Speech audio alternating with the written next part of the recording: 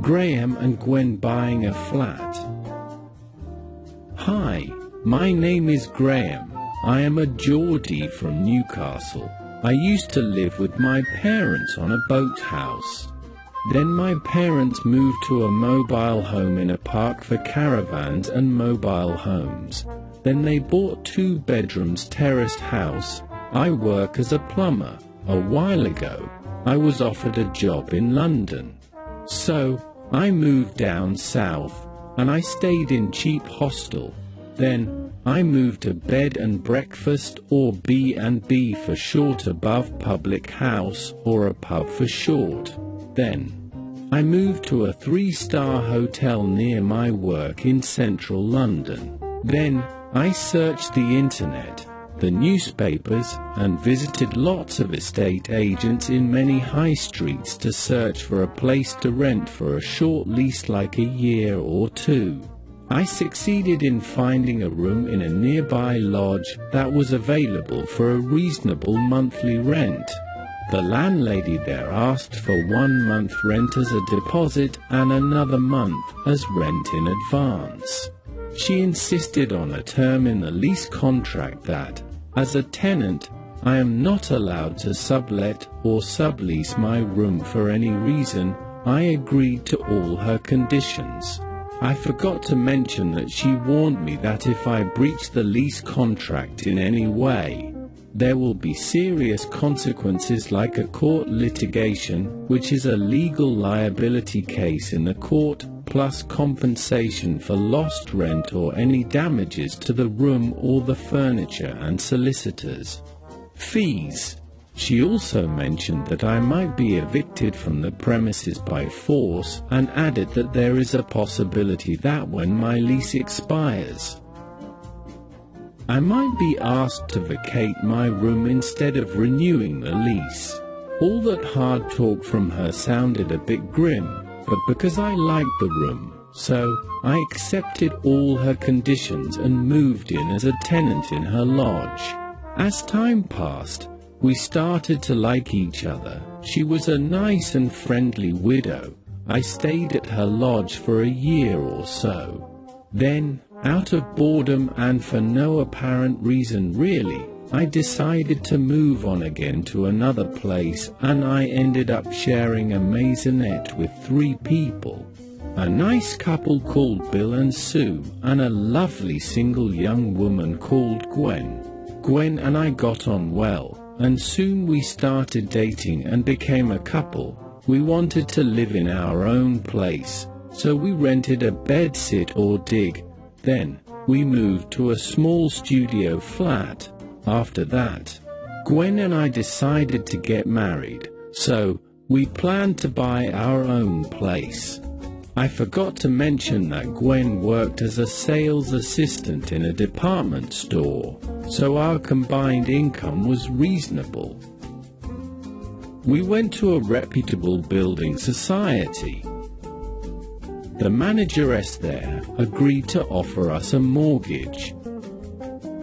Mortgage is a special loan with low interest rate, which is used only to buy a property for accommodation, normally calculated as 2.5 times our combined annual incomes. We started looking for a property within our budget limits. We searched the internet for a suitable house. I liked a bungalow on Loot website, while my Goen liked a semi-detached house she saw on another website called Gumtree. One day, while window shopping in the high street, we saw an estate agent displaying a photo of a lovely quaint 2-bedrooms flat in a 5-story block of flats or tower with a lift which was within our budget. The advert read, "A generous 2-bedroom flat, offering comfortable living space within a beautiful period mansion block in West Kensington. Just a short walk to Kensington High Street, this fine 2-bedroom flat features 2 double bedrooms, a large reception and a modern fitted kitchen.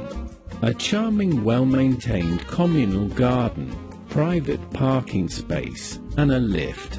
A very desirable property, offered chain-free, so you can move in straight away. A public park nearby, and it is close to buses and the tube station, only 350 meters. So, we decided there and then to get in and inquire about it. The estate agent phoned the owner, or the seller, and made an appointment for us to see the flat that same afternoon. The flat was nice, and without a delay, we made an offer to the owner, and he accepted it graciously.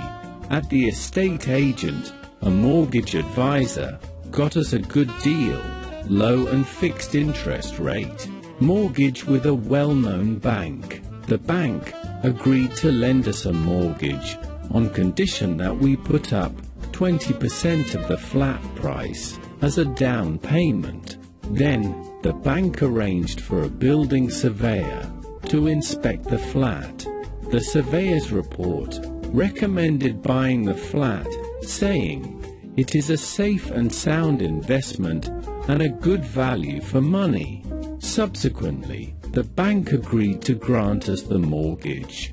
An insurance broker issued us with 4 insurance policies. The first, a life insurance policy to pay the full mortgage if either of us died. The second, a natural disaster policy to pay for the flat in case of an earthquake or fire. The third, an unemployment policy in case either or both of us lose our jobs. The insurance company will pay our monthly mortgage installment for 1 year. And if we could not find employment within that year, the mortgage lender will sell our property in an auction. The fourth insurance policy, a furniture insurance policy, in case they are accidentally ruined or damaged. The flat was on leasehold for 99 years with an annual rent of £99. A leasehold means we own the flat, but not the land. Gwen and I would have preferred to buy a freehold property, but this flat was suitable for us financially, and its location was near Gwen's work. A freehold means we own the flat and the land. While waiting for our solicitor and the seller's solicitor to prepare the necessary documents. By the way, a solicitor is a lawyer. The seller received a higher offer to buy the flat from a third party, and that would have meant that we will be gazumped. That is the word to describe it, gazumped. But thankfully, his solicitor advised him to proceed with the sale, because had he accepted the higher offer, he would have been obliged by law to compensate us for all the expenses we incurred. Luckily, the seller adhered to his solicitor's advice and refused the other offer. Our solicitor finished the legal ownership authenticity search. After that, both solicitors exchanged contracts.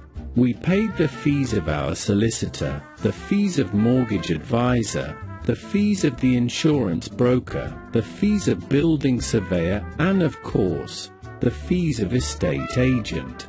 The seller paid the estate agent 2% of the agreed price as commission, as he was a sole agent. If there were multiple agents competing to sell the same property, the seller would have paid the successful agent 3% commission. After exchanging contracts, the estate agent gave us the keys to our new flat. The deed to the flat was given to the bank as the mortgage lender, to be kept until the mortgage is paid in full with interest to the bank. The deed is the proof of ownership. I forgot to mention that if we decided to pay the mortgage to the bank before its maturity, i.e. before 20 years, we will pay a penalty as a compensation. As first-time buyers, Gwen and I are exempt from paying duty stamp. Duty stamp is a tax payable to the government. The law says that duty stamp is doubled on foreigners buying properties in the UK. We decided to pay the mortgage monthly installment by standing order rather than by direct debit. Standing order, monthly mortgage payment by us to the bank. Direct debit, instruction by us, giving the bank the authority to specify and withdraw the monthly mortgage installment from our account. Buying our first property was an exciting experience, and as time passes and property prices rise, we could have a considerable positive equity or collateral to borrow in the future if we wish. Now, we live happily in our flat and hope that one day we will move to a bigger home, like a mews, or a cul-de-sac, or a large condominium, or country cottage, or a penthouse, or a detached house, or a mansion, or an estate. Who knows, we might win the national lottery and be able to make our dream of owning a palace come true. Now, we have put our feet on the first step of the property market ladder and followed the famous phrase that says, "An Englishman's home is his castle." Fancy living in a castle like a monarch. We thank you, Graham and Gwen.